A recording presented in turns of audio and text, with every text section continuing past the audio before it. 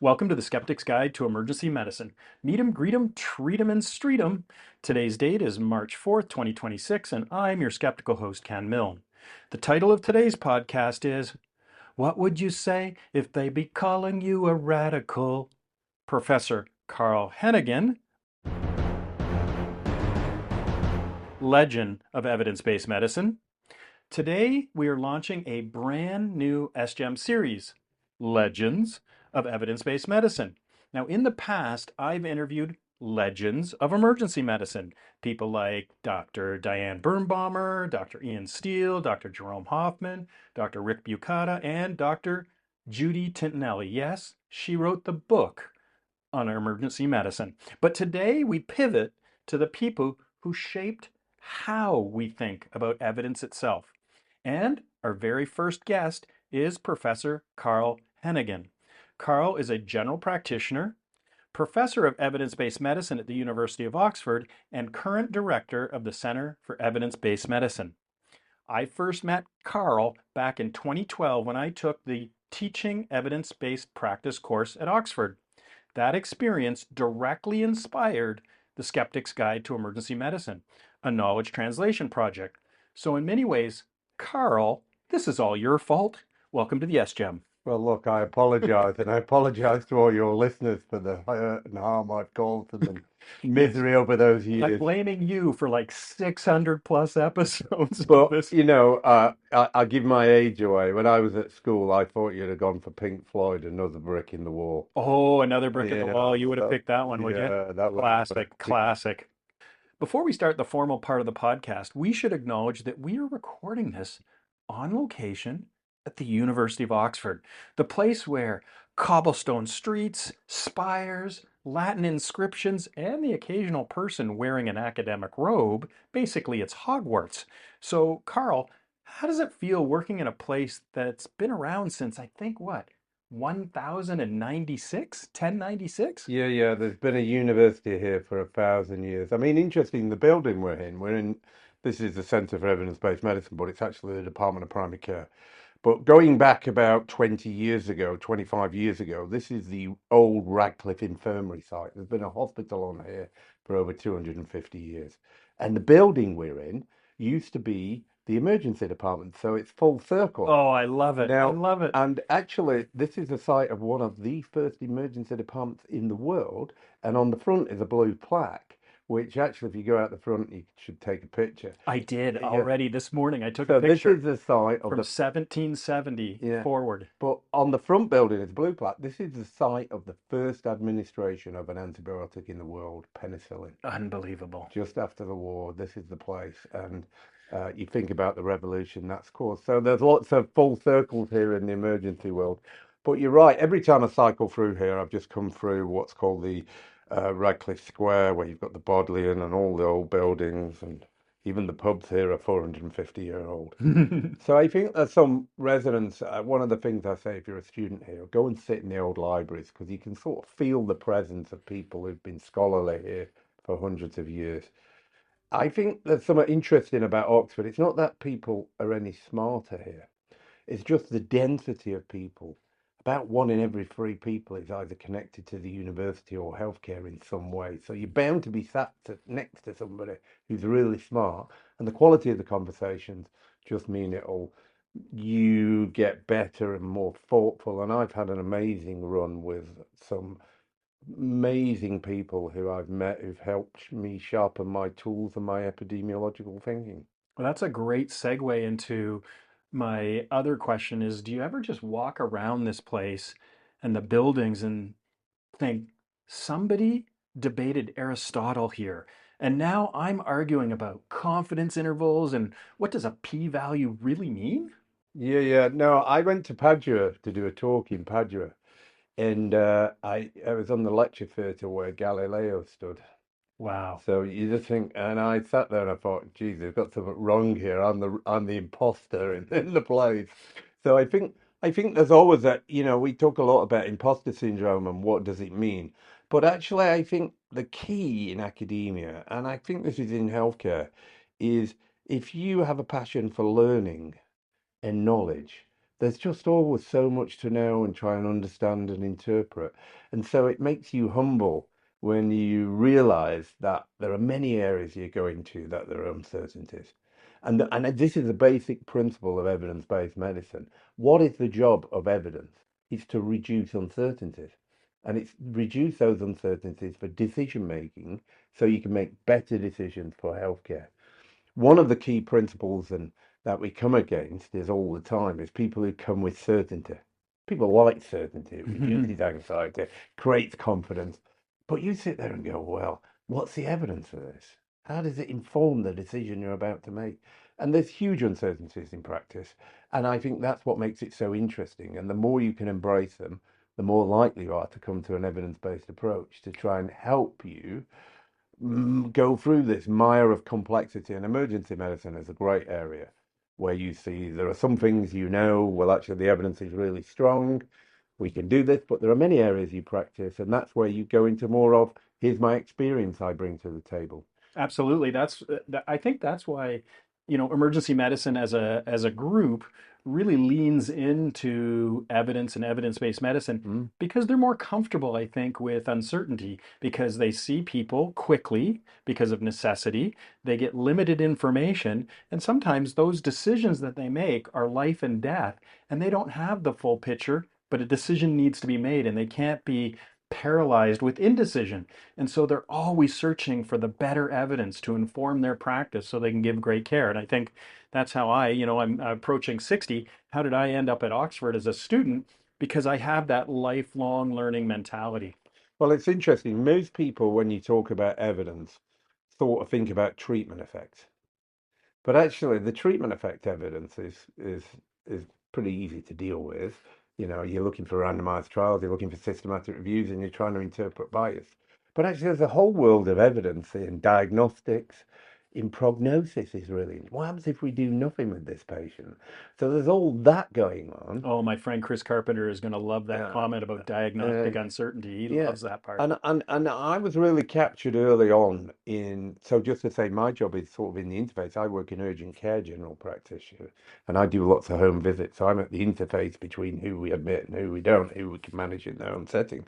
But actually, one of the early things that really captured me was the JAMA Rational Clinical Exam Series, and I've still got the book. It's at home. I took it home. It was in this office a few weeks ago, but is what an amazing series, and I still quote that. Does this patient have pneumonia?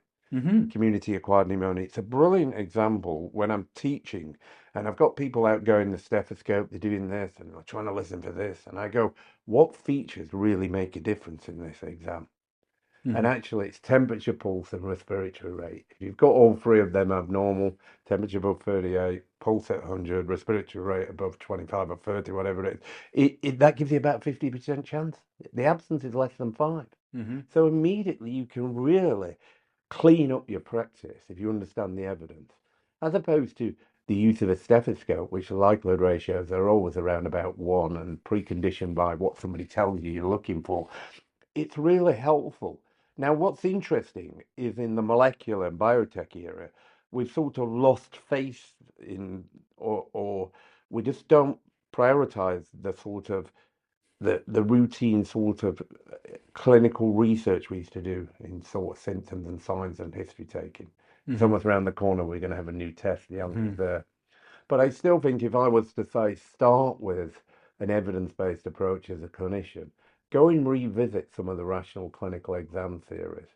And it's a great place to teach about when you're looking at particular features like I look at the heart failure one. Does this patient have heart failure? And it talks about things like when I was at med school, it had things like curly B lines and all this stuff, which I'm like, what is that supposed to mean? And then all of a sudden you go, look, this has a specificity greater than 10. This is what you're looking for. Hmm. And this rules it in versus this is what rules it out. And you can have a much better understanding clinically. And I always remember in the early days, it was the old needle in a haystack that when I see people who are not evidence based and they don't understand the interaction of diagnostics and some of the evidence, you can see them. They're going around in circles. Well, we're going to get to the Uh, early years. I have a question coming uh, up about the early years, but just a couple of more questions about Oxford uh, itself. Do you have a favorite spot that you like to go and think? there are many favourite spots for me. I'm going to start with the Golden Triangle. Okay, the Golden Triangle. Yeah, and that is three pubs in Oxford, Oh, you see, that's leading into my next question. It says which is the Turf Tavern, the King's Arms, and the White Horse. And if you look at them, they form a perfect triangle within about 100 yards of each the other. very first podcast that I did in Oxford Uh, back in 2012 was at the uh, King's Arms. uh. And the next question I had was, where do the big EBM ideas where are they born? And I had, is it over tea? Is it in a pub or in a college quad? You've answered the question. It is in the Golden Triangle. Yeah, I think these are the sort of, particularly in learning, and this is why people go to conferences. This is why it's those in the corridor moments. It's why Zoom can't replace it. Yeah, yeah, These meetings that are online, we're having yeah. like dinosaurs here. But Uh, like you said, meeting in the corridor, having a uh, coffee or tea with somebody, going out for a drink or a meal and breaking bread with them. mm. This is where all the However, intellectual juices you happen. never so that the pubs are one place, but the University Parks is amazing. Down by the river's amazing.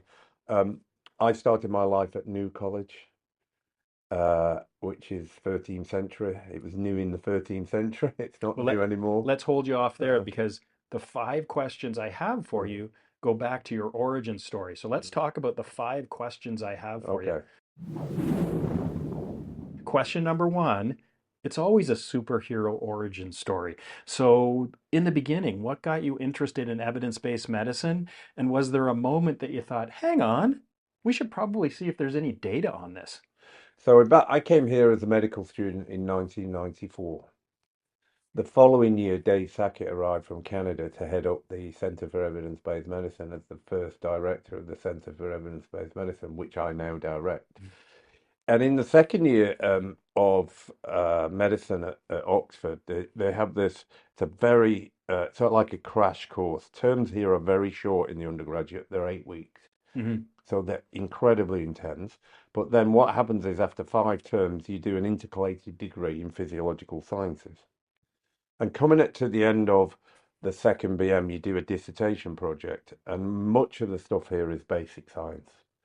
That's where the kudos is, the real money. That's where the Nobel Prize is. Are you going to discover the latest vaccine? Or are you going to discover some pathway of oxygen? Okay. And I'm like, I'm just not interested in that. And at the time, there was a bit of an emphasis in evidence-based medicine, thinking about people like Richard Doll, who'd been here, and some great professors here like Peter Rothwell, who's done all the work on stroke TIA. But actually, he'd arrived, and I just had this. Somebody said to me a wacky idea. Well, why don't you go and talk to Dave and see if you can do a project with Dave? With Dave Sackett. Yeah, and I turned up with Dave, and we had a chat. And I always remember the first ever concept he introduced me to was the number needed to treat. The NNT, yes, Yeah, we talked and about this that. is within 5 minutes of meeting the guy, and at the time the aspirin trialist collaboration systematic reviews had come out, IPDs, going back to 94, 95 So this is a systematic review looking at the number needed to treat for for aspirin in a STEMI or an ST elevated yeah, MI. 42 is the answer, by the way. yeah, yeah. So I was going to say at the time, he Oh, said, look, the number needed to treat is for every 40 people. He yeah, said, you treat with aspirin, you save one save life a one life. day. Yeah, yeah, no. So there you go. You've got 42. I've got 40 in my life. Well, And 42 is the answer. We yeah, just now we know what the question was. yeah. So he introduced me to that concept. And then his second question is he said, look, we're building a website. What do you know about websites? And I guess I've always been the sort of person who leans to the get involved and have a Early go. And I would adopter. say, I don't know quite much, but I'm quite happy to have a go. Give it a try, yeah. And I decided to just say, well, look, let's build it. Let's put some concept, write some pages like what's an NNT. That page still exists today on the website. It's like 30 years old. And um, Dave was here for 5 years, Hmm. and his mission really was to spread the word about what evidence-based medicine is, what the approach is, and how we should be adopted. There was a lot of resistance at the time. Well, actually, that I was wondering in the early years, was there a real tension Mm, between eminence-based medicine? I told you to do it this way. I said so. I was taught how to do it this way versus evidence-based medicine. So was there, if we go back to 1990s, diddle-doo, diddle-doo, that's yeah. time travel, by the way. Was there this tension between eminence versus evidence-based medicine in Oxford in those early years? Yeah, there definitely was, and there were clinicians who really riled their feathers. Dave had a sort of style that could rile feathers because he'd walk in a room and start asking questions and showing how basically you might as well flip a coin for the answer given the variation in the room. That sort of style was a bit North American abrupt at the time. Made it What popular, did it? 30 years later, we're used to it by now. Um, and the Lancet wrote editorials, saying against this. But actually, you can see within about 5 years, by 2000, the landscape had dramatically changed. I mean, by then we had NICE had emerged by the end of that century. Nice being. National Institute of Clinical Psychology producing technology appraisals, guidelines. The idea that you produce evidence for the drugs you would adopt was actually quite a revolutionary change that all emerged within a 3 or 4 year process. So I think, and there was one thing Dave was particularly good with, was with students.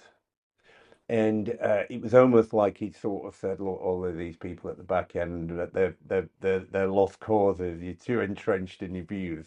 Let's filter down here and There's try and some see. famous line about give me your child or give me your son for 7 years or something, and I'll produce something or other with Yeah, regards to a religious yeah. concept. But Well, if you get them young, yeah, a better way. And I also remember him saying once, he said, when people walk in this room, and I use this one all the time, they walk in there with their dreams.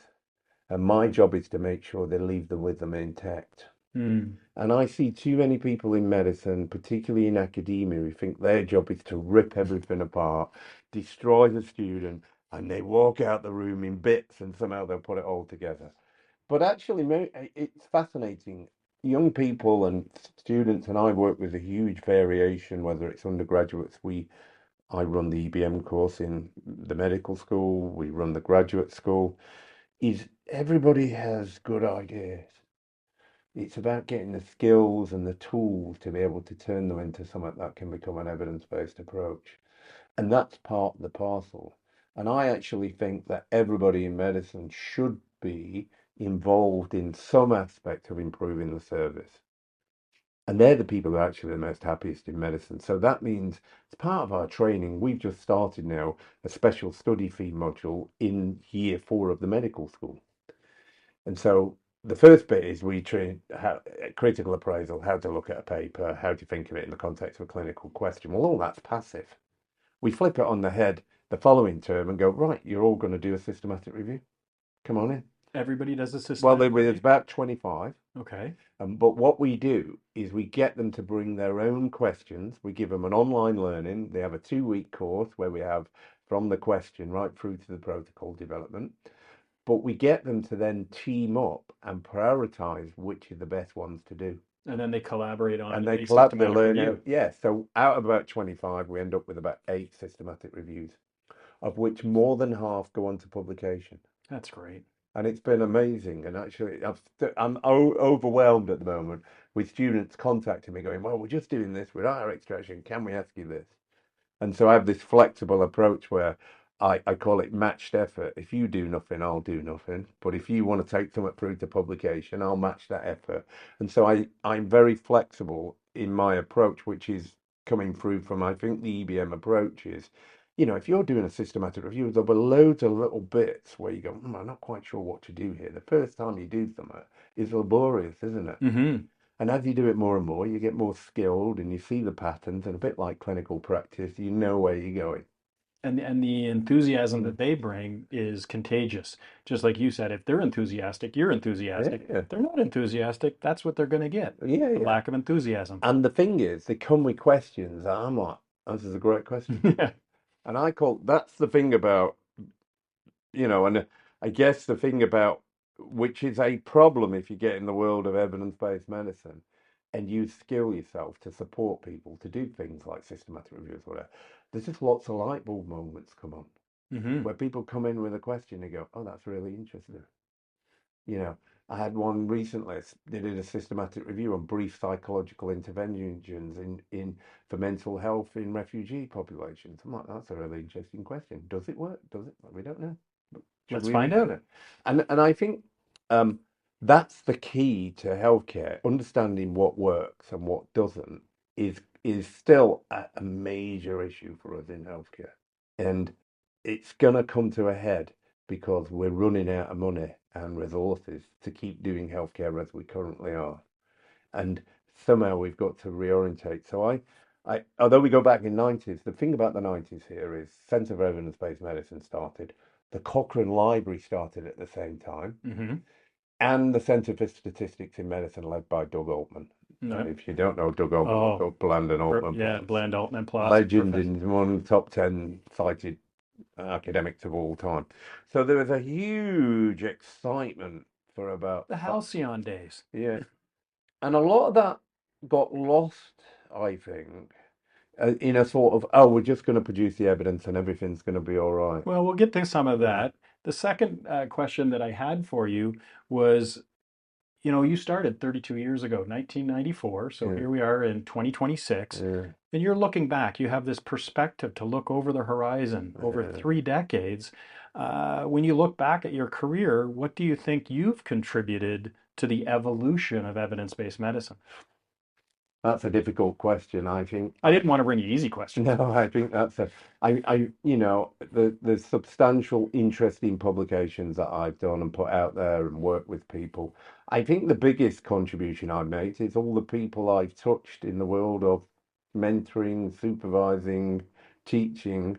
Comes You, back to the people, doesn't you it? know, you said you came on the 2012 course. Yes. I went on the 1995 course. That was my first one, and it was on a CD-ROM in them days. There was none of what it is now.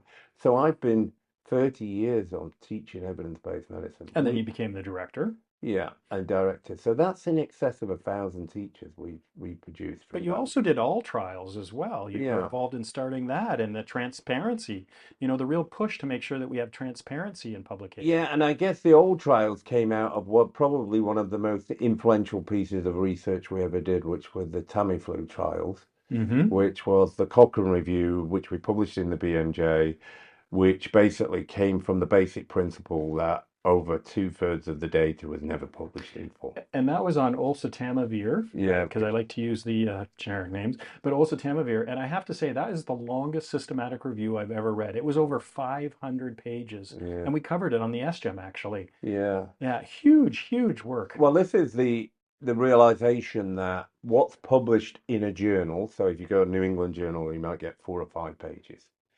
And one of the largest ever treatment trials done for, I'm going to call it Tamiflu, Sure. I go, was M76001. That's the name it gets before it becomes a drug, and that's the company. It was published as an abstract, Hmm. 300-word abstract. That's what you're supposed to go on. The CSR, the clinical study report, was in excess of 9,000 pages. It took us 4 years to get the data. Out of Roche? Yeah, and out of GSK. Oh, GSK, sorry. Yeah, yeah. And No, no, GSK was Zanamivir, Roche was Oseltamivir. oh, okay, So the sorry. two. There was two. Both of us coughed up in the end. We had the BMJ, we had Channel 4 Media, real pressure to get the data released. Once we got it released, we went, oh gosh, we've got a problem. We've got 90,000 pages of documents here we've got to go through. I wish I had AI to be able to help us, but in them days you had to do it by hand.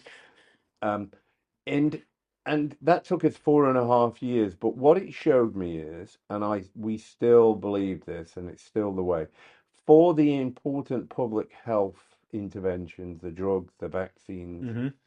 that actually you should be using the clinical study reports to do the systematic reviews. They have individual patient data listings, they have all the adverse All effects. the data, Yeah. all the data. I actually remember I had a GP. I'm trained in family medicine, and I had a family medicine practice. And this is in the late 1990s ish.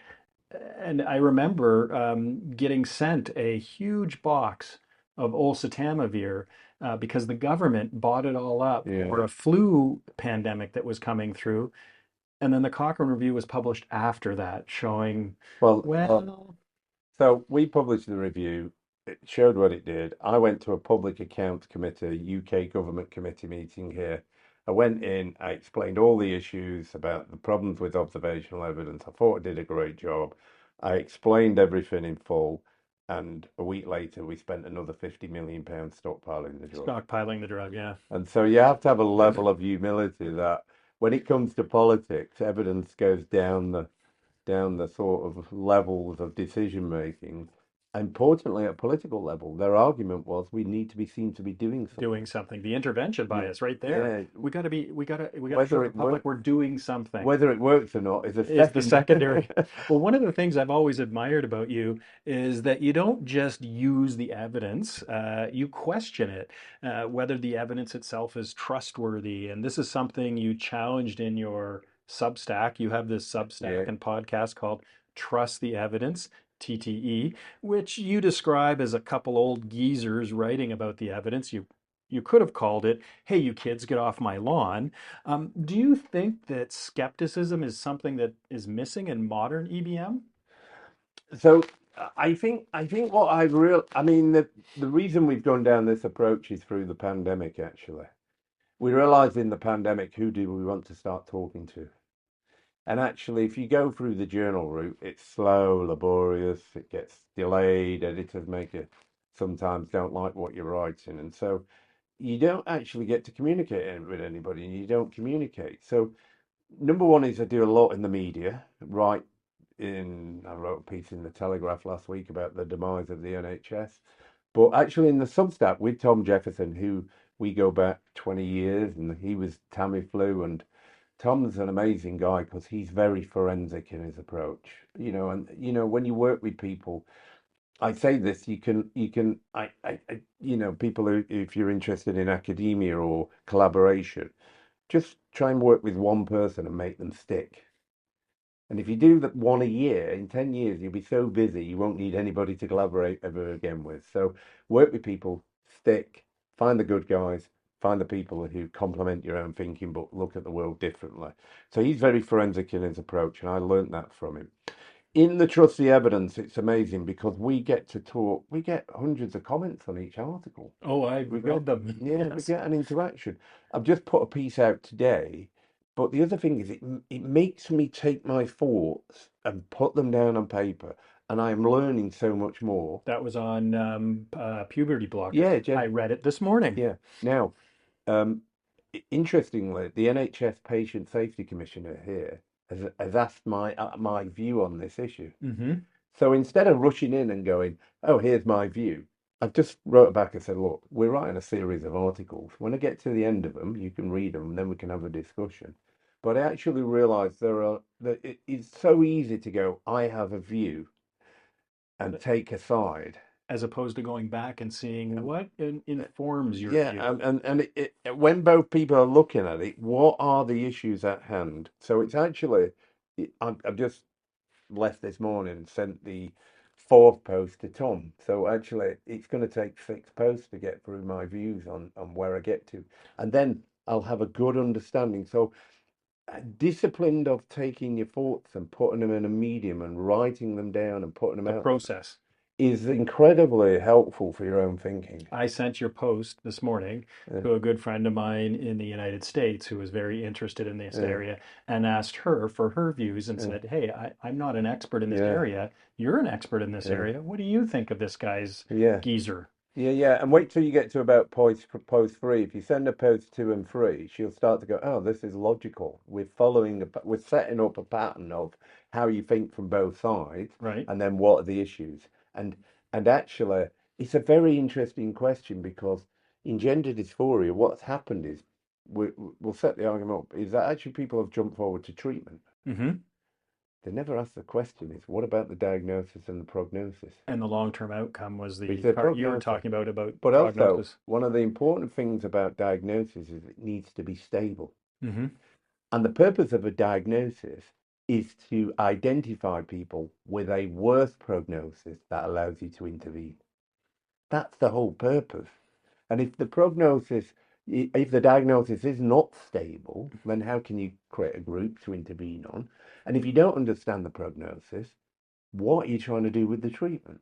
I think you're going to get lots of feedback Yeah, in this area because Gord Guyette recently, I don't know, about 6 months ago, yeah, got involved in this gender yeah. affirming sort of Well, controversy by yeah, some kind of statement. yeah. So we was at the forefront of this because 2017, Tom and I wrote a review on we worked with BBC Panorama. They said, could you do as a review of the evidence on Hmm. gender dysphoria? And we put down the evidence was, yeah, actually it's low quality, exactly like the CAS review. There's a dearth of evidence, and actually what people are doing is participating in an experiment. There is a dearth of We got evidence a for lots of areas, Yeah, and particularly in childhood and adolescent age, pediatric research. pediatrics, you use a lot of off-label treatments. Hmm. But purpose of medicine is to ensure that we use regulatory approaches and evidence appropriately. But it's a very good area. But and we got pilloried in 2017, so I'm well aware You're of the prepared? Okay. so I'm well prepared. If you look at what we're doing now, it's not saying something's good or bad. Article 3 will say if you look what's happened here now is the CAS review couldn't look 9,000 people went through the gender dysphoria services in the UK. They've got information, they've got a cohort, but they didn't let them look at it. So we've had to pass They a didn't new do outcome they didn't assessment? do record linkage and outcome Mm. assessment. We actually have a new Act of Parliament to allow the record linkage to go ahead. Mm. That's Article 3. And But don't give away yeah, everything. You've got to tease the audience, but don't give it all away. but actually, it's a fascinating evidence-based moment because you then go, well, what study would you do? How would you do it? How would you account for confounders? What? And so we set out a basic principle. So that's some of the thinking, and they're really interested in what I call is the clinical epidemiology of evidence-based medicine. You're interested in the questions. How do you answer them? How do you get to where you want to be? As opposed to your opinion. Everybody will have an opinion Oh, here. yeah. And that's fine. And we can all have opinions. As we start the conversation, is how does that evidence reduce the uncertainty? Well, as Christopher Hitchens says, that can be asserted without evidence, can be dismissed without evidence. The problem in the modern era, and this is probably is is I came from an era in the 90s where you ask questions, you were critical, people would be critical back, and you tried to sharpen your thinking Hmm. and bring it up to the fore. I think the modern era with the way the social media works and acts is making people afraid of speaking out or It putting certainly forward. has caused some Yeah. polarization and made it more difficult to have those respectful conversations because I think that you can disagree without being disagreeable, but social media fuels that disagreeable part. So there are two things that are really interesting about evidence-based medicine when you do speak out or go into the media is um, the first is it will always be controversial. You mean so if I speak to people of the public say, what do you do? I'm a professor of evidence-based medicine. And then they'll turn the EBM round the other way and they'll go, well, isn't all medicine based on evidence? MBE, EBM. Yeah, Hmm. you see. And you go, they just go, well, surely it's all based on evidence. And you go, well, here we go. Now, and you go into areas where people will have fixed ideology, competing interest in, and they revel in the uncertainty. And you go, well, there's the evidence. So first you have to be aware that's really controversial. Hmm. Actually, things are a little bit more uncertain you consider. I don't Actually, think people realize how much of what we do in medicine, and I've done a show on what we do in emergency medicine, mm, and only 3% had high quality evidence to inform our care. And it yeah, doesn't mean 97% doesn't work. It just we haven't investigated it well enough with yeah, yeah. good enough methodology to confirm that it does work. And that's an important distinction. So I'll come back to that. Let's come back to the aspirin is a good example of that. But the second thing is when you're in the media or in the they'll always go, well, what would you do in this Oh, situation? yeah. And my standard answer is, well, I'd go and look at the evidence and I'd look at the benefits in the heart. And in doing that, I'd involve, but well, what should I do? Well, you should go and look at the evidence and find a clinician who can explain it to you. And that gets you out of all the problems because as soon as you go into your own opinion, you're in trouble. But yet the high quality evidence. So the interesting thing about how if you go back into the 80s and 90s, you had an issue like aspirin and MI. you as a clinician at a low cost, you could do a randomized controlled trial in your clinical setting, a couple Oh, of 100 patients. yep. The problem is, over the last 20, 30 years, people have gone, oh, well, there are lots of problems with that. It's internal validity and X. And so we need bigger trials, better done, and they cost a fortune. But if you go back to aspirin, there are over 200 trials. Mm-hmm. And it's replicated, so replication is important. When you do the IPD, you get a homogeneous effect, high quality. Just so people understand, that's individual patient Yeah, data. yeah. And so when you go to clinical practice, you go, well, actually, everybody gets aspirin and MI, unless they're allergic or contraindicated. You go, Mm-hmm. well, we don't need an audit. Clinicians respond to high quality evidence. The problem is now it's a real problem for us to develop clinical evidence in practice. And I always remember Ian Chalmers saying this once, and Ian Chalmers was here, he set up the UK Cochrane Centre and the Cochrane Library. Sir Ian Chalmers, another legend of EBM. He basically said, when I go into hospital, I'd like to participate in a randomized controlled trial if there's uncertainty, because at least that way I've got a 50% chance of having the correct treatment. And so I thought that was because that's what hospitals should do, shouldn't they? Should say, on the way in here, in areas of uncertainty, by the way, you'll be participating in RCT. Yeah. And it's a sort of it's a condition of using this facility. And there are loads of areas. I mean, emergency medicine, fractures is weight bearing. Absolutely. There's tons Using, of uncertainty and yeah. questions that haven't been ever solved. Can you use an anti-inflammatory if you break your bone? Some people are like, no, you can't. I go, well, it's evidence in rats, Yeah. you know. But you're prepared to give a little old lady codeine who'll fall over, you know. And break her So other hip. yeah. So there are loads of areas where you go, yes, you're randomized to the group of, I know you fractured your tibia, your fibula. What we're going to randomize you to is a boot and early weight bearing. As soon as you feel it's okay, start weight bearing. Let's see what happens. Mm-hmm. But as opposed to standard advice, which is come back in 6 weeks And don't weight bear. and don't weight bear. Yeah.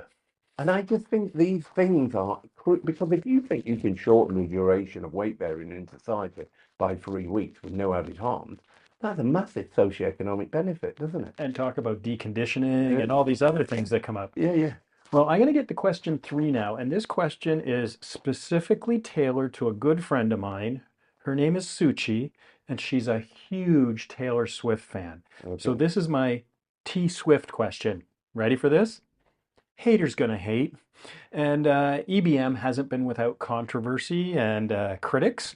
And some of the criticisms have involved being too much like a cookbook, like so you're practicing cookbook medicine, having too much pharma influence or being hijacked by pharma, or being overly reductionist and using this artificial hierarchy and this EBM evidence pyramid while dismissing mechanistic evidence and being too focused on just RCTs and being dismissive of clinical expertise and ignoring patients' values and preferences, saying, oh, it has to be about the evidence or the literature.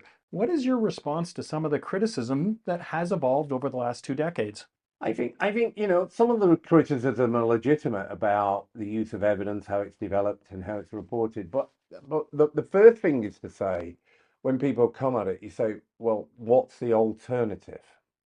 And then you have to think about some of the seminal points of where our structures of evidence developed. So go back to the 1950s, is thalidomide, Mm-hmm. when JFK Kennedy said, we're going to have clinical trials at the point of regulation.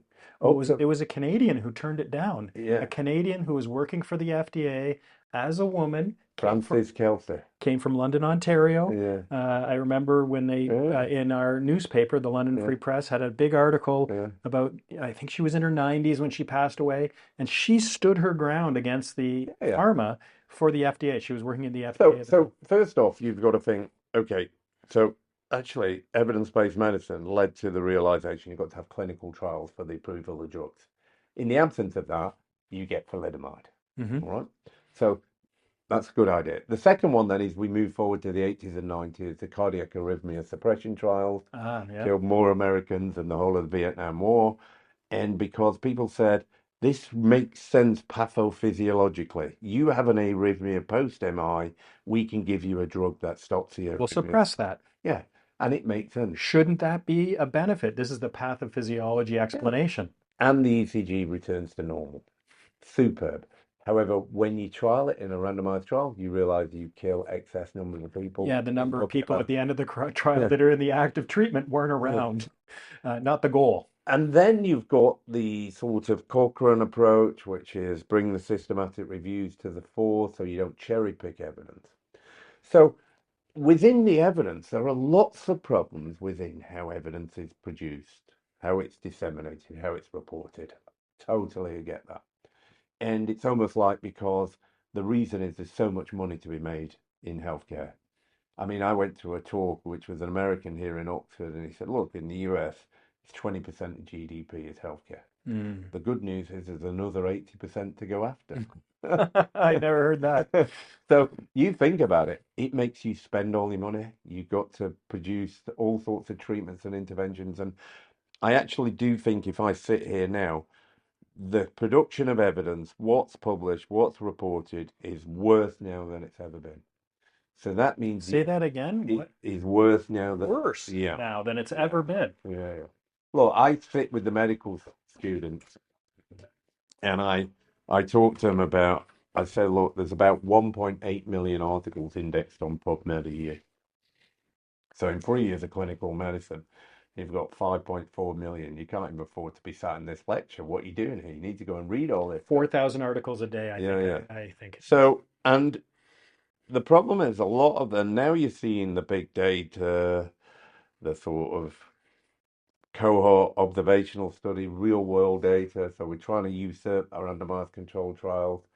So you have to have a nose now to be able to detect bias that is something else in terms of your skill base. Because just around the corner is always a new treatment, new test, new this. I think this is really important. So there are legitimate concerns about the evidence we use to inform practice. That doesn't mean we shouldn't be using an evidence-based approach. And those that are critics always want to do things that say, well, look, randomized controlled trials have all of these problems. Why can't we use the real world data to inform practice? And you go, well, you're just going to let all of these biases and more flood back in. So the point is, if you're not going to have an EBM, what are you going to do? And that I've never had a reasonable answer to. And there are times when you remember it's not those that are high skilled in an evidence-based world do not come along and say all of practice have to be informed by randomized controlled trials. Because number one, it doesn't help you with diagnosis and prognosis. There are many areas like rare adverse events or orphan diseases where you may use lower quality evidence. I did a recent piece of work on sodium valproate in pregnancy and its impact on congenital malformations. And that's a classic example of our failure to take approach of the evidence. 1982 was when it first emerged as a real problem in observational cohorts. Mm-hmm. By about 1990-92, the signal was clear, doubling of congenital malformation, statistically significant. It took till 2014 in Europe for people to have an action at the regulatory level. And that didn't work. So it was 2018 before we got to a black box. You can't prescribe this unless you're in a specialist neuro center. This is a drug that dramatically increases your risk of autism and ADHD. And so there are these exposures which we've been using for 20 plus years where we shouldn't have been because people failed to adhere to the evidence. Yeah. With a non-evidence based approach, pregnant women would still be getting that drug today, and we'd be asking why are there huge numbers of kids here with autism and ADHD and congenital malformations in women with epilepsy. Now, anybody give me a rational approach to how you answer that without evidence, I'm quite happy to listen to. What you find is the difficult thing about evidence is it's not easy. It's not simple. You just can't read a headline and have an opinion. You've got to go and look at the studies. You got You've to got do to a get deep your hands dive. dirty. And you can't just read the abstract. That's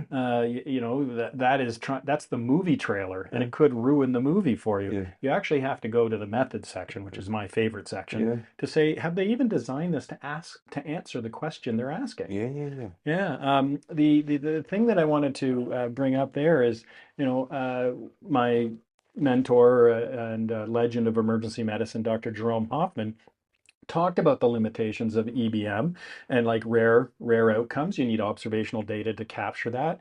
You don't need a randomized control trial to say, should I look both ways before I cross the street? The parachute issue, all sorts of, Yeah. things have been brought up.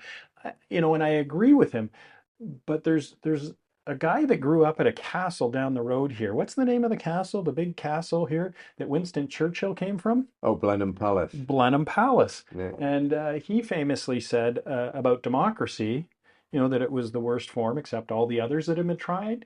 What I'm hearing from you is, sure, evidence-based medicine it has its flaws, it has its limitations and things like that, but it's the best system we've found so far. What do you suggest to replace it? Yeah. So look, I think the number one thing that I think is that we do, and I talk a lot about, is, and we're about to have another meeting to revise it. One of the things we did early on with the Oxford Centre for Evidence-Based Medicine, levels of evidence, have been cited huge.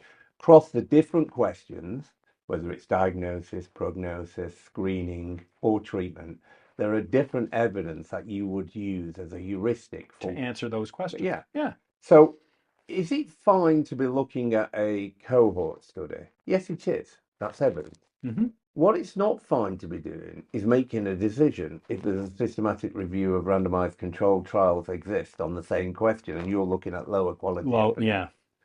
Now, one of the people I work with in here in the centre is Jeff Anderson, who's a clinical pharmacologist, and we have these discussions all the time.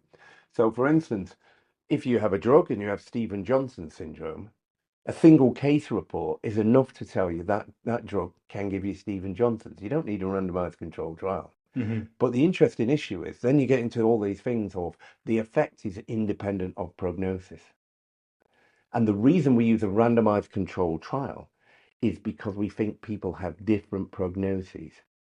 And so, And that's the way we can identify which ones will and which ones most likely yeah, and won't. what we're trying to do is say the effect is free of these confounders.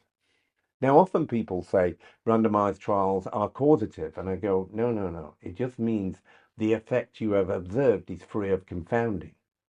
Mm. It's not necessarily causative. So because if you go into any trial, you go, well, everybody in the placebo does better, and some people are always harmed. Now, this is a very difficult thing to understand. The major principle that we're all interested in is bias. Yes, minimizing it. Everybody thinks the statistics is the hard bit. That's not the issue. The real issue is trying to understand whether this result is true or not. Trying to get to the quote unquote truth. Yeah, and that's where one of the things we did when Dave Sackett died, just not long ago, but about 7 or 8 years ago, he did this paper back in the 70s, which I've always been fascinated, and your supervisor Dave Noonan's fascinated. It's called Analytical Bias in Research. And he listed about 50 biases. And at the end of it, he said, anybody interested in the catalogue in these bias, I'd be interested to hear from them, and we should start a catalogue of bias. And then it went to sleep. And then we decided we've got this online now catalogue of bias On the website, yeah, on the on the Center for website. It Evidence-Based gets Medicine. millions of hits per Yeah, year. I use it all the time. And we go away, went away in December for a day and a half, and we sit there and people just write about bias. Imagine going to a meeting for a day and a half and what you're talking about, bias. Anything else? No, just bias. And so we're meeting again next week and we just keep it updated. There are about 260. But the real interesting academic issue is bias. But there's no speciality of bias, is it? Biasologists or whatever. There are Biologists. epidemiologists, there are medical statisticians, there are all these areas, but nobody's really interested in understanding when faced with this bit of evidence and an effect size, how do I understand if it's true or not? Yeah. And that really is an incredibly interesting journey, but a bit nerdy. Yeah, I like being nerdy. One of the things that, the criticism about evidence-based medicine that I find is that it's how the tool is used, because sometimes the tool is misused. And so evidence-based medicine has been misused by pharma, by other individuals. And so one of the impacts. Can I just come in there? Sure. It depends on the outcome. Oh, of how the tool is used. No. If your industry and your outcome is profits, Oh, Yeah. and somebody says, you have to adhere to these standards, what they do is go, we'll adhere to them standards. And I think you have to, and be mindful, they go, our responsibility is to our shareholders. Oh, that's their responsibility. Yeah. Yes. The problem is, I actually don't have a problem with the industry and how they operate. I think the problem is in the middle ground of all those people who become key opinion leaders and conflicted, and our regulatory processes should be fit for purpose, and they're not. Well, my beef is when uh, guidelines are interpreted as godlines. Uh, You know, the implementation of these things are thou shalt do this, when I think they miss the whole idea of this is the best evidence we have. We've put it together. Here is some kind of grade of recommendation that we have. But most of the recommendations aren't thou shalt. They are, So I think the problem is that sort of simplistic approach, like grade, has become reductionist. I have a very simple way of thinking how we fix guidelines. how's that? Well, you have recommendations that are the green light. These are the ones, the aspirin EMI, high quality evidence, everybody can see it, everybody can agree. Then there are the red lights. This is harmful, don't do it, the evidence is quite clear. And then everything in the middle is amber, and it's uncertain, and we need you to be involved in developing better research to bring it either green or red light. But actually, we're not going to give you a recommendation apart from it should be done in the context of research. And it gets rid of all that opinion, Wouldn't lower it be level nice to evidence. say, we don't know? We Yeah. don't know enough to make a recommendation one way or the Well, other. then also the guidelines and clinicians will be setting the agenda for the research field, for which there are huge numbers of areas where there just nothing has been addressed. And I'll give Tom and I are writing series at the moment. You know, we've just had a pandemic dominated by viruses, respiratory virus, acute respiratory infections. There are two areas where there are had a huge impact of respiratory viruses. One is hospital acquired infections, and then the other is nursing homes. And you go there and you go, there's no research agenda. We've asked the UK HSA, we've sent OFIs, we're trying to find out who's funding anything. There is nothing. Despite the fact it accounted for about 80% of the mortality in the pandemic, you're going, yeah, we're not doing anything about it. And each year we have a winter crisis. You have them in Canada. Nobody's doing anything about it. We fixed the MRSA. It's almost like we said, oh, MRSA is quite easy to fix. But then they come every winter and go into this panic Yeah. mode of, oh, It's hugely complex. It needs people who understand epidemiology, clinical epidemiology, and evidence-based approach to say, we are going to investigate this and try and work out what's going on, what works, what doesn't. And if we do that, we may be able to say to the public, hey, you know, each winter we're not having a crisis. We've got some way of managing this. It will, and you think, well, that surely is a really important agenda for us. But you go, there's no business there. every winter it comes Yeah. back again. Oh my Yeah. goodness, we're shocked. Yeah. They're shocked that We there's had a wonderful influenza this year. circulating. We called it super flu this year. You know, And about 3 weeks into it, everybody sort of had to disappear down a big hole because it wasn't the super flu. It was just the normal influenza that was circulating along with the other pathogens. well, we need to get to the fourth question, and we've covered your superhero origin Mm. story in EBM, what you feel you've contributed to EBM. We've talked about critics. Now I'd like to go to the future. And this question is about looking forward 30 years, because you have 30 years of experience here. Let's look forward to 2056. Mm. So in 2056, what do you think evidence-based medicine looks like? Yeah, I think this is, I mean, before I look at evidence-based medicine, I think about what will healthcare look like. And when I do a lot of talks for big organizations or health systems, there's a line in Forrest Gump when he's running. And the guy says to him, something like, how will you know how will you know when you get there if you don't know where you're going? And so I use that with organizations to say, where are you going? What's the outcomes of interest? What do we want to achieve Mm-hmm. in healthcare? And I think I wrote a recent piece said that we've gone very much bureaucratic and technocratic around metrics. So it might be 4 hour wait times or X. So we're very much about that, as opposed to going things like, well, what's happening to the population healthy life expectancy? So and that has flatlined here in the UK. I don't know what it's like in Canada, but it's We have flatlined. lots of metrics, Uh, specifically in emergency medicine, looking at left without being seen, time to first physician contact, length of stay, all of these kind of metrics and scorecards. well, so the issue here is that if you look at here, life expectancy for women here is about 81, 82 years. Men, it's about 79, 80, slight difference. But if you look at healthy life expectancy, it's about 61 Mm, for men and women.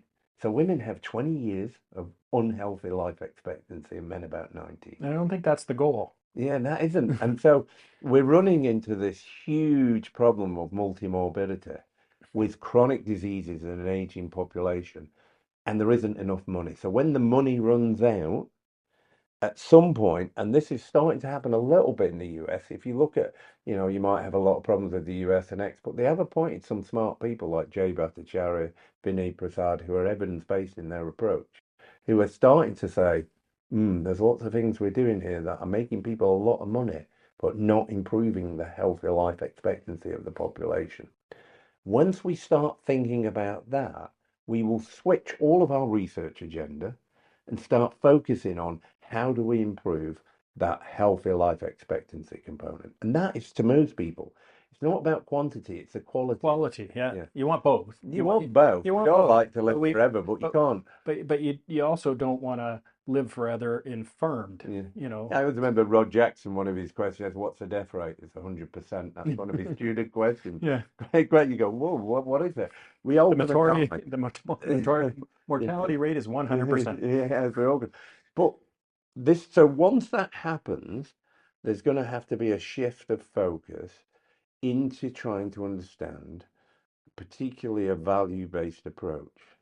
With the resources you've got available, how are you best going to apportion them to deliver more healthy life expectancy gains? That's really interesting. And we haven't even got there, but we have to stop doing a lot of things. But this doesn't come until the money runs out. When there's lots of money sloshing about, you can carry on with a low value, low quality, It low everything. incentivizes, those are the control Yeah, systems that incentivizes certain research as opposed to, well, there's no money to do this. So that's not incentivizing good questions about what happens every winter, yeah. respiratory system, And most season. and most of what I thought when I got involved in an evidence-based world, it would be about understanding and interpreting interventions that would deliver benefits. Actually, the reality is, I spent most of my time trying to stop harms that are interventions that are delivering harm.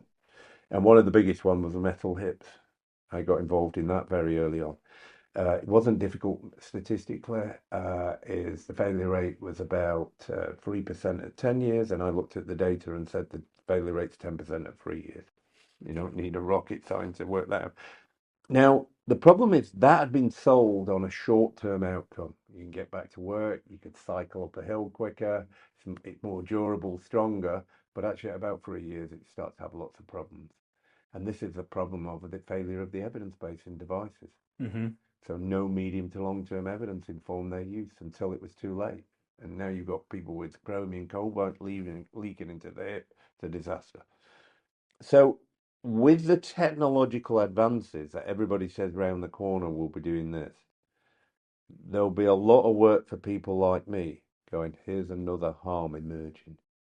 And it's because we are intolerant to waiting for the evidence to be available. People want to get on with it now. And you've got the Elon Musk saying, yeah, I will be doing all this tomorrow. And Oh, super. that's my personal question in this Mm, whole episode mm, is I'm here in Oxford doing a DPhil in how AI, so artificial intelligence, can be used ethically and responsibly to improve evidence-based medicine. So I'm wondering, what are your thoughts on AI and will it strengthen Well, the evidence-based university, medicine or is it yeah, going to be undermine it? yeah, no, look, the university has adopted ChatGPT latest version. It's 5.2.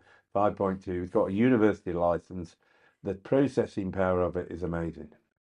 So for somebody like me and yourself, Ken, it's fantastic. Even if you want to do statistical analyses or X, you can put in some data. It'll do the analysis. It can do forest plots.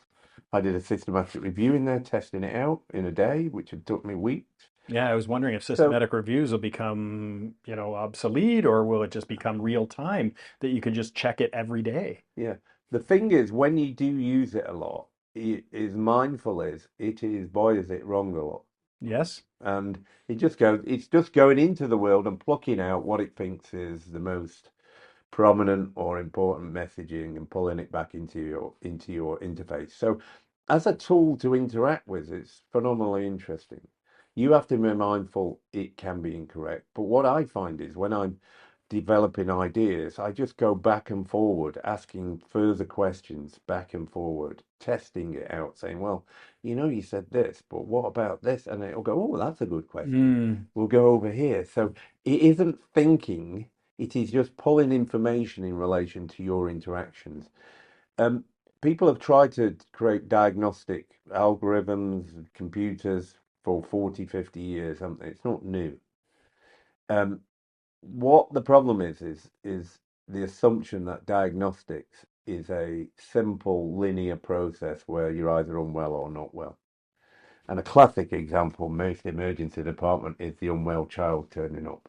It's not about the diagnosis, it's about the prognosis, isn't it? Yeah, And you, I love you that you can tell interaction. sick, not sick. Yeah, yeah. So the interaction is the secondary question is, well, what might be causing the sickness? And what Because you're like, and often can it'd we be do like, anything to this change the this prognosis? this child's got an upper respiratory tract infection, 98 out of 100. He's sending home with good information on how to come back.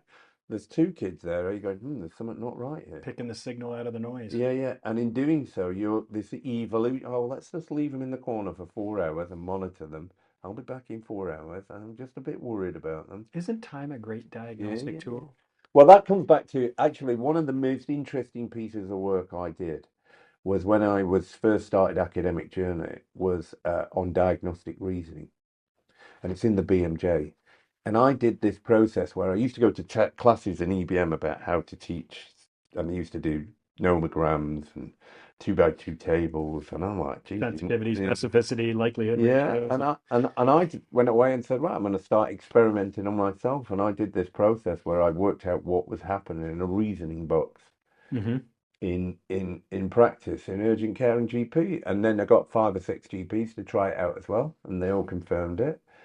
And this was a whole smorgasbord of it's a really interesting paper, but it really can help you think about. So at the initiation you will go on single piece of word like fever and a child. That's enough to set off a thing. You add in another piece of information like rash, you get a pattern recognition, don't you? Mm-hmm. So there are certain things, and it's only once you get beyond that initiation do you get into what I call the refinement, and you, on occasion, might be use some probabilistic, but not all the time. Most of what we're doing is pattern recognition.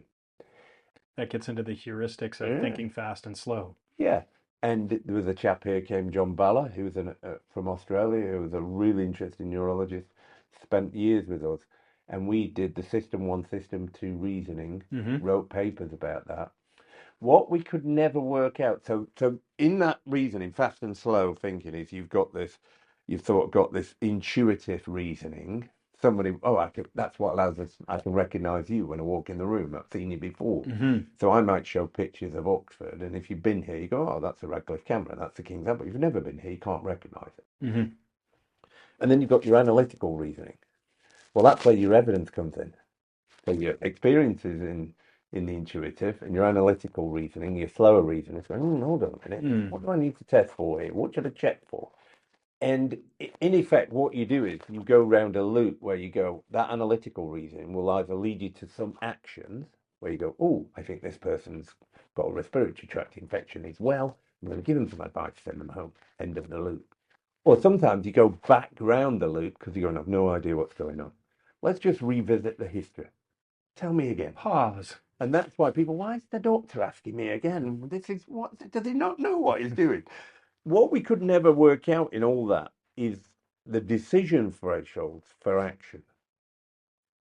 That is a really interesting area which AI could sort people who are really smart trying to look at wonder and the speed at which people do it, whether experience and how they bring it. But the really experienced ones, you see them when you go, something's not right. They go much more analytical and slow down. Mm-hmm. So they're going, okay. And then suddenly they're like, oh, that's going to load more questions there. Well, you don't understand that when you're inexperienced and you're a student. But actually, that's the sort of thing we should be teaching much earlier on. And I think if we could understand how to do that better, we'd end up with better clinicians, much more efficient, but also much better able to navigate what I call the fog of uncertainty in emergency care. Well, we've covered the future of evidence-based medicine now. My last question, my fifth and final question, is about future EBM leaders. You and I are getting a little long in the tooth, as they say, the no hairs and gray hairs. So, who do you think are the future leaders of evidence-based medicine? Can you give a shout out to one or two that you really are thinking, wow, these people are going somewhere? I'm going to give a sort of much bigger, I'm going to say the public, Okay. because I think the pandemic gave the public a huge appetite for an evidence-based approach. They were fed political messages and people started to question what's going on and the issues at hand. And I think, number one, the public are going to start mobilizing. I see that already. They're much more proactive and active in terms of an evidence-based approach. So I think that's going to be huge. I think the next wave is going to emerge because I think, not to be, downhearted direct, I think the last 15 years or so has created a swathe of academics and clinicians who've been more interested in towing the party line Mm. and and sort of being part of the establishment. Do this, get your trial, do this publication, you'll get your job. And that has been okay for a swathe of people. But what we need now is much more mavericks, a return to the 80s and 90s, where people are prepared to speak out more. But in doing so, you have to learn the craft and skills of communication. I'm with you, Ken. You've been doing it for years. You know, sometimes you've got to temper your enthusiasm. You've got to know sometimes to hold it back because you can, my dad used to say 5 years to build a good reputation, 5 minutes to ruin it. And so you've got to craft your ability. But I'm looking for people who can start to mobilize their thoughts and communicate them to a wider audience. And if they do that, they'll be the future leaders. And in doing so, it's a lot of fun. It is a bit of hard work. It's a lot of fun, and the work doesn't seem that hard when you're enjoying it. Yeah, I get up 2 hours earlier in the day now, and I sit there, I speak to Tom on the phone, then I start writing, and then I start my day's work and go for the day's work. And when I get back home, I'll be speaking to him again. So I think, but it's fun, it's interesting. So that's where the future is, and I look forward to reading those people who are mobilized into action. Um, I found that the pandemic was both character revealing, because there were physicians that I highly regarded who really did some very strange things, in my opinion. Mm, And so it was character revealing, but it was also character building. Some people stepped up, mm. and we really got to focus on what do we count as evidence? What do we consider evidence? And what evidence is informing our public messaging and mandates that are coming out and all around vaccines and masking and all of that side of stuff? It was really character revealing and also character building, in my opinion. Yeah, I think you see, the thing is, again, the pandemic was very controversial from an evidence-based approach. Hmm. Things come out like we had rules of six, social distancing 2 meters rule, and you just go, Where did that come from? where's the evidence? Yeah. Where does now people will go, oh, you can't have that rhetoric, and you go, well, what happens if it's incorrect and it's harmful? Uh, People have an assumption. and why not just be honest with people and say, we don't know yet? I And, think one of the biggest things to learn, and I talk a lot about, is equipoise. mm, That means that things will be equally harmful as beneficial. hmm.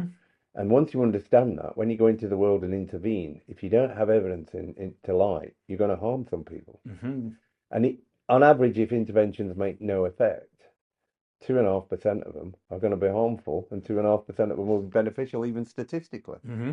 So you've got to account for that. So we had huge numbers of interventions that, in the light of day, people can look back. But what I think happens is people are starting to understand why we need an evidence-based approach, but particularly the public is demanding it. They're demanding it of the politicians, and they're understanding it, going, you just can't tell us what to do anymore. And I think that's where it's unmanageable now, because on the social media out in the world, people can write and put out their views and say, well, we don't understand this. Yeah, there's no Filter, gatekeeper or yeah, filter. filter preventing you from doing it, because you can start a podcast, you can start a Substack, you can do a blog, you can put out a TikTok video and stuff like that and reach millions of people potentially. But one of the things I'd say about practicing EBM, it's not just about the doing. It's not just about um, using it for decision making. My revised sort of thoughts about it is that you should be involved in developing the evidence, because we've got too many conditions and too much uncertainty. And so more people who'd be involved in the game of delivering high quality evidence with the skills means we get nearer to some of the sort of issues and be able to answer them much quicker. I just love your final answer about, the future of evidence-based medicine being involving the public and getting more mavericks. I clearly picked the right song, Supertramp, you know, with the lyric, what would you think if they were calling you a radical? You're still a radical 32 years later. Yeah, I guess mine still is. I'm trying to put another brick in the wall, and the bits of it are crumbling and falling about, and I just come and feel like the spade work, the hard work that's required. But I'd say, look, um, the two groups of people I see in clinical practice who, towards retirement are still having a lot of fun and passionate. They're either involved in research or teaching. The people in research are a bit more lonely, get more rewards. The people in teaching are more happier, get less rewards, but actually have a great time. And so, one of the things I think which we really should be thinking about in medicine is I do think this is that, and Oxford has a great tradition. The medical school here is amazing because it has this sort of William Osler in the background, who was the archetypal clinician, physician, teacher. Hmm. And so here, the people who teach here are really all over it. And it's the medical school that has this philosophy. So I do combine teaching and research in clinical epidemiology. That makes it really busy, but a lot of fun. And I just say to people, get involved in one of those two aspects. And if you're really a bit mad, try and do both. So, Carl, thank you very much for being our inaugural Legends of Evidence-Based Medicine. I would like to leave you with an open-ended comment about anything else you'd like to say about evidence-based medicine before we go. Um, Look, it goes back to this, doesn't it? It goes back to what's the definition, which Dave wrote in 95 in the BMJ. The integration of the best available research evidence Hmm. with clinical experience and patient values. People often forget that actually the idea of the patient being the focus of what we do in our experience is so hugely important in an evidence-based approach. And it's not the evidence, it's the best available evidence you're looking for at any point in time. And if you remember that, you understand then why it helps you when you practice as a clinician. I'm so glad we got to record this in Oxford. I mean, it's a beautiful sunny day. It is a blue sky out there. You rode your bike in for this interview. Um, I just have one final request before you go, and that is, can you read the SGEM tagline? I can try my best. Remember to be skeptical of anything you learn, even if you heard it on the Skeptics Guide to Emergency Medicine. Talk to everyone next week.